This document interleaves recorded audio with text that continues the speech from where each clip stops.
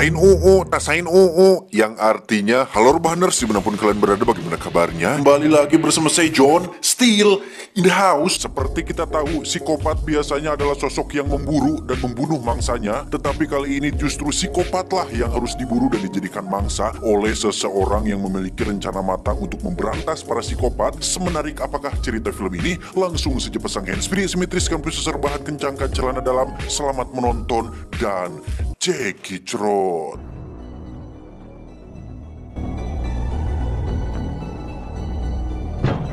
Diawali pada malam hari di sebuah motel yang sepi, ada seorang pria parubaya yang tengah mengasah pisaunya dan membawa serta beberapa pisau bervariasi miliknya, sehingga sudah jelas pasti bahwa pria ini adalah seorang psikopat.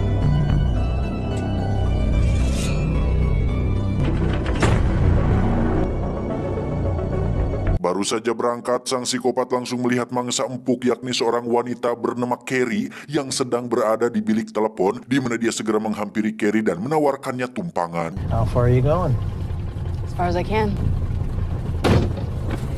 Carrie terkejut saat bapak psikopat ini mengunci pintu mobilnya, yang ketika beliau sedang tersenyum jahat dan berencana untuk memangsanya, tiba-tiba... Dan inilah Vicious Fun.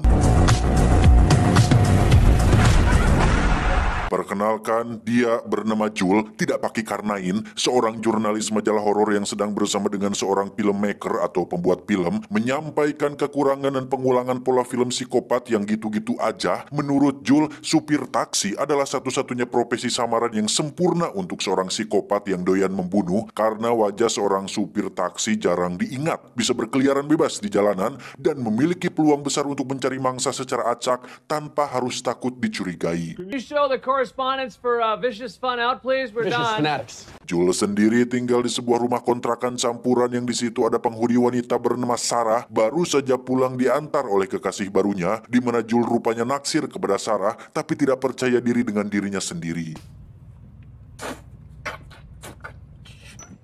Well, yeah, I was thinking about it. Saat keluar rumah itulah Jul melihat mobil pacar Sarah ternyata masih ada di sana, yang ketika Jul sedang mengintipnya dari jauh, terlihat jika pria yang bernama Bob ini ketahuan memakai cincin kawin, sehingga Jul yang peduli kepada Sarah pun memutuskan untuk mengikuti Bob dan membuktikan jika Bob bukanlah pria yang baik. Follow that car. Berlokasi di sebuah bar bernuansa Cina, Jul menghampiri Bob yang tengah minum sendirian, di mana Jul cukup kecewa karena ternyata Bob belum menikah dan cincin tersebut hanyalah formalitas saja. So there's no wife in the picture at all? I wear it because I find it helps me sell and two whiskeys. Yang lebih menganjingkannya lagi adalah ketika Bob ngaleos begitu saja dan melimpahkan tagihan minuman kepada Jul, sehingga Jul yang sudah kepalang tanggung pun memilih untuk minum lagi dan lagi, yang membuatnya abok sampai larut malam. Will you pour me some more of this red hot molten lava? Tiba waktu closing, Jul terlihat masih bertahan di sana untuk menghabiskan satu gelas lagi, di mana dia tak sengaja bertemu dengan Carrie, wanita yang kita lihat tadi di awal film, yang tanpa diperdulikan sedikit pun, Jul yang sudah mabuk parah pun dengan pededetnya menelepon Sarah untuk curhat mengenai perasaannya, tetapi... I'm just... Joel. Karena mastakanya sudah liar parah, Jul yang sudah tak mampu pulang sendirian pun memilih untuk masuk ke dalam satu ruangan seperti gudang dan tidur di sana tanpa ada orang yang menyadari hal itu.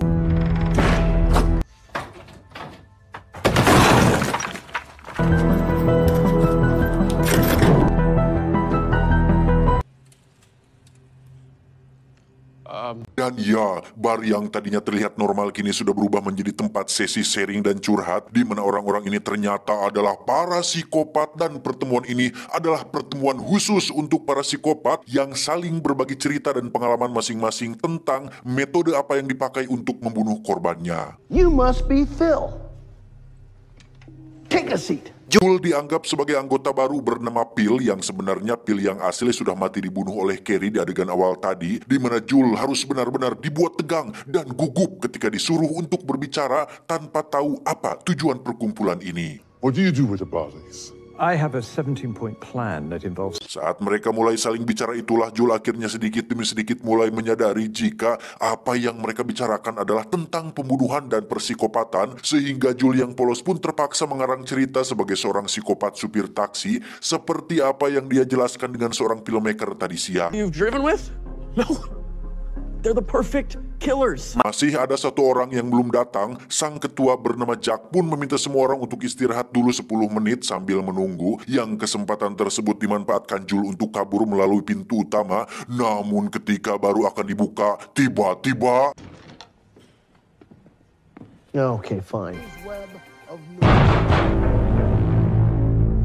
Ya, Bob ternyata adalah seorang psikopat dan bagian dari kelompok ini, di mana Bob juga ternyata sama terkejutnya dengan Joel yang sama-sama tidak menyangka jika mereka bisa bertemu lagi di pertemuan para psikopat ini. Taxi cab driver.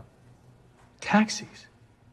Saat Bob sudah mengetahui jika Joel membunuh dengan cara menyamar sebagai supir taksi, Bob yang kritis dan teliti pun bertanya tentang hal lebih detail yang membuat Joel kesulitan menjawab, sehingga saat Joel terlihat menjawab gelagapan, saat itulah dia ketahuan dan dilempar oleh Bob ke belakang.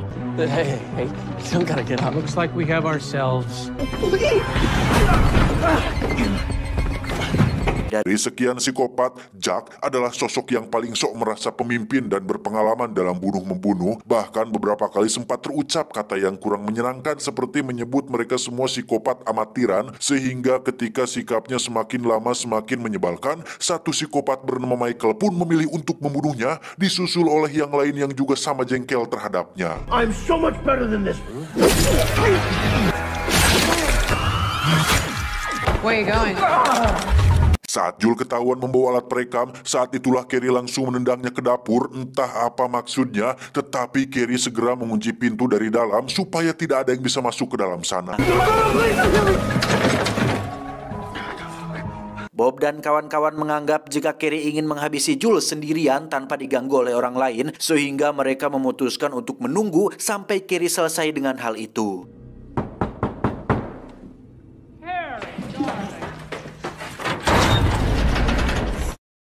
Dan seperti sudah bisa Anda tebak, Carrie bukanlah seorang psikopat, melainkan anggota dari sebuah organisasi rahasia yang khusus memberantas para psikopat, yang karena Joel terlanjur menjadi tanggung jawabnya, Carrie harus melindungi Joel bagaimanapun caranya. You've turned this into some sort of weird hostage negotiation. First person through that door gets an axe in the head. Menurut informasi, mereka yang ada di sana bertanggung jawab atas 12% pembunuhan tak terselesaikan yang terjadi di Amerika Utara, sehingga Carrie diutus oleh organisasinya untuk membunuh para psikopat ini yang sudah katar laluan dalam membunuh korbannya. Are collectively responsible for 12% of all the unsolved murders in North America.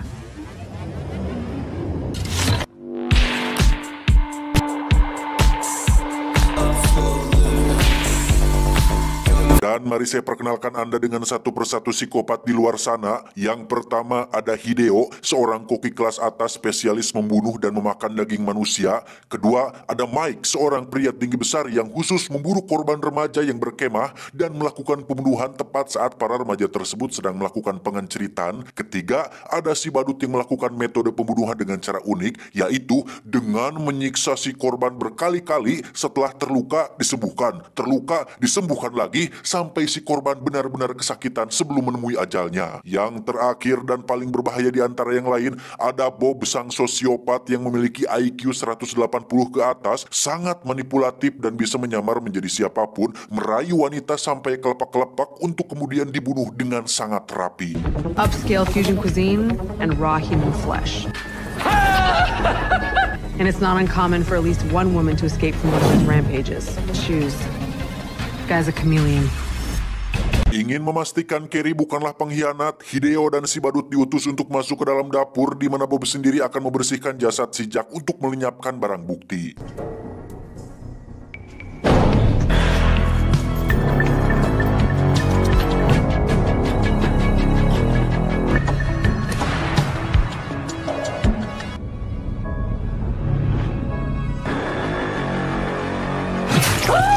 Dan ya, si badut harus kehilangan beberapa jarinya setelah disabet pisau oleh Kerry, sementara Jul nyaris saja tewas terkena lemparan belati milik Hideo. Beruntung ada Kerry yang segera datang dan berhasil menewaskan Hideo saat itu juga.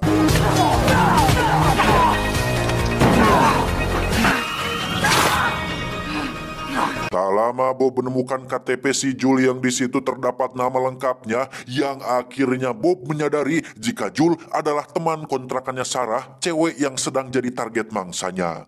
I've killed you. I'm going to ask Sarah. My license. He has my license. Dengan spontan Jul menarik tuas alarm darurat yang akan membuat petugas kepolisian datang ke tempat ini. Namun masalahnya adalah mereka berdua akan dituduh sebagai pelaku atas apa yang terjadi di tempat ini. Let's go! Chop, chop! Hit it! Yeah! Freeze! Drop the axe! We are about to have a lot of fun. Alhasil, mereka berdua pun dibawa ke kantor polisi setempat yang di situ hanya ada 3 orang petugas. Jul meminta hak menelepon untuk menghubungi Sarah tentang kondisinya saat ini, sekaligus memperingatkannya agar jangan terima telepon dari siapapun, terutama dari si Bob. We can come right back to this if I could have my phone call, please. No, I just want to reiterate. Name. Jane.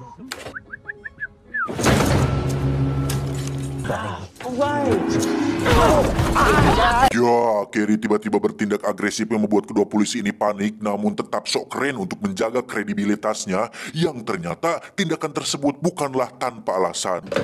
Bob, I'm in cage 1, Matt. Yeah, then come back for her. Faktanya, Kerry hanya melakukan misdirection atau pengalihan perhatian supaya bisa mendapatkan beberapa paperclip untuk membuka kunci sel ini, di mana Jul yang hidungnya sudah terlanjur buncunur alias berdarah pun tetap tabah dan pura-pura masih baik-baik saja.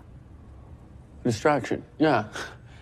I knew that. Dan mungkin Anda akan terkejut saat Bob menyamar sebagai seorang petugas FBI yang datang mengenakan kumis palsu yang jelas terlihat palsu. Bob mengaku sudah lama mengincar Jul dan Kerry, yang berkat akting dan kecerdasannya, Bob bisa dengan begitu mudahnya membuat mereka bertiga percaya dengan aksi penyamaran tersebut. Hey! That's him! That's him! Arrest him! Shoot him! Kill him! That's him! Come on, that's a fake mustache! You know it's not the man's mustache! Hey, keep taking the lock. Bertempat di ruangan kapten, Bob yang sudah mendapatkan hati para polisi ini pun bisa dengan begitu bunahnya menipu dan memanipulasi mereka berdua dengan mengajak minum bareng, sementara polisi yang satunya dikejutkan oleh kemunculan boneka badut kecil dan... Hello?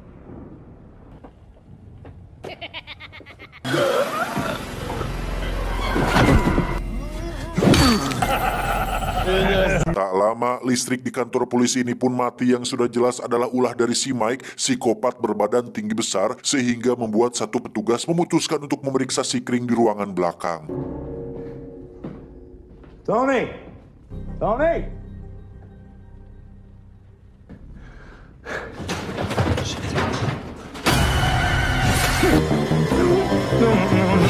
Dan ya, petugas kedua pun tewas dituncerap oleh si Mike, sehingga kini giliran Bob lah yang harus menghabisi petugas terakhir yang sedang bersamanya.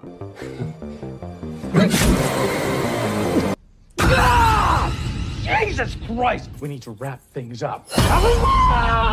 Setelah ketiga polisi sudah tumbang, sekarang Bob dan kawan-kawan bisa leluasa membunuh Jul dan Kerry yang ternyata sudah tidak ada di dalam selnya. Namun di situ terdapat catatan pribadi milik Kerry yang isinya berupa nama-nama psikopat yang sudah berhasil dibunuh, yang hal tersebut cukup membuat mereka bertiga ketar-ketir dengan fakta bahwa Kerry bukanlah orang sembarangan. Jules sendiri diminta untuk pergi dari sini dan biarkan Kerry yang mengurus sisanya, di mana Kerry langsung beraksi seperti biasanya, yakni memburu para psikopat yang biasa memburu korbannya. Target pertama adalah Mike yang sedang masih memeriksa setiap ruangan, yang sebagai seorang psikopat kejam dan tak berperasaan, Mike ternyata cukup rewasan alias kagetan ketika melihat sebuah boneka manekin yang ada di kantor polisi, tetapi...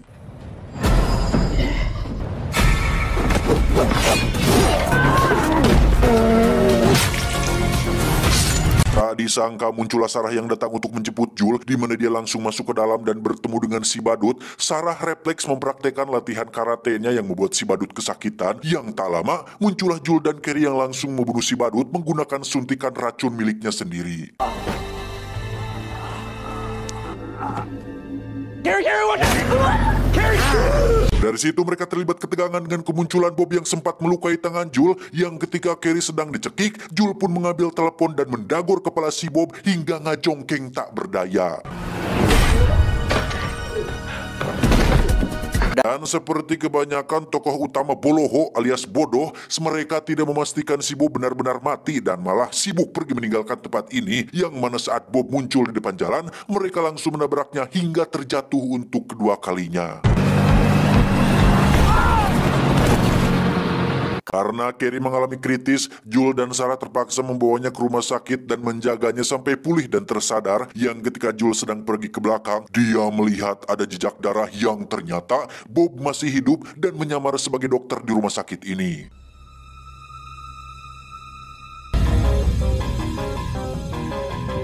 Perlahan, Bob pun memasuki ruangan tempat Carrie dirawat. Di tangannya sudah ada sebilah pisau yang siap membunuh Carrie. Namun saat itu akan dilakukan, tiba-tiba...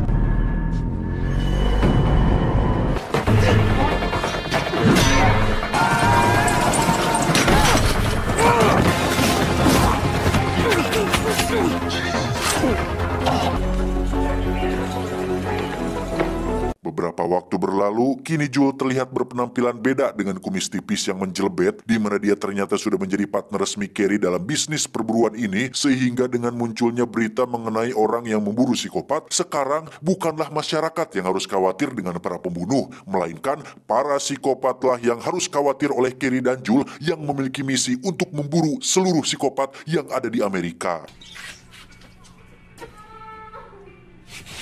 Tamat, ending yang cukup membagongkan. Tempat yang paling aman adalah tempat yang paling berbahaya. Penjahat pintar pasti menerapkan prinsip membasuh muka dengan batu dan tidur beralaskan aliran air. Saya John, mewakili Direx yang bertugas mengucapkan terima kasih dan sampai jumpa di video selanjutnya. Adios, uncal jalu rorombehen. Cuau, cuau, cuau. Ngopi heula ya teman-teman ya. Ini ada kopi setengah.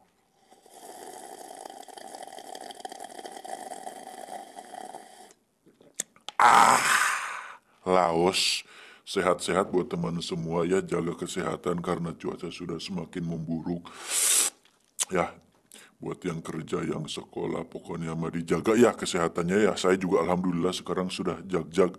Setelah sebulan kemarin sempat seminggu tumbang, sekarang alhamdulillah sehat. Ya, dijaga kesehatan semua teman-teman.